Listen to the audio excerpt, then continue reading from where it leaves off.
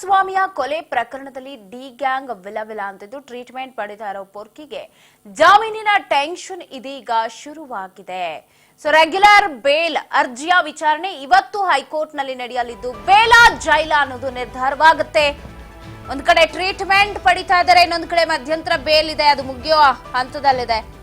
Regular ಬೇಲ್ಗಾಗಿ ಹಪ್ಪಸ್ತಾ ಇದೆ D gang. ಇವತ್ತು ದರ್ಶನ್, ಪವಿತ್ರ ಗೌಡ ಸೇರಿದಂತೆ 6 ಆರೋಪಿಗಳ ಜಾಮೀನು ಭವಿಷ್ಯ ಇದೆ ಹೈಕೋರ್ಟ್ನಲ್ಲಿ.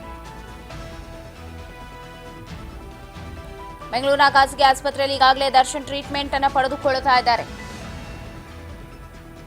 ನೋವಿನಿಂದ ಪರದಾಡ್ತಾ ಇರೋ ಸ್ಯಾಂಡಲ್ವುಡ್ ಸ್ಟಾರ್ ಜಾಮೀನಿಗಾಗಿ ಹಪ್ಪಿಸ್ತಾ ಇದ್ದಾರೆ.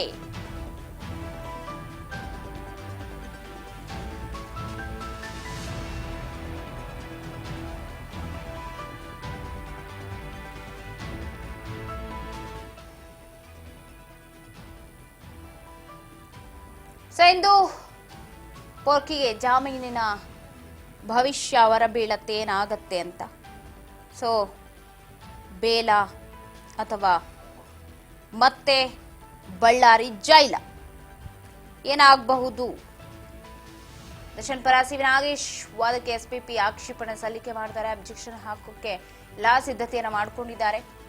ಪ್ರಬಲ ವಾದವನ್ನ ಮಂಡಿಸಿದ್ರೂ ಕೂಡ ಸಿ ವಿ ನಾಗೇಶ್ ಅವರು ಎಲ್ಲೋ ದರ್ಶನ್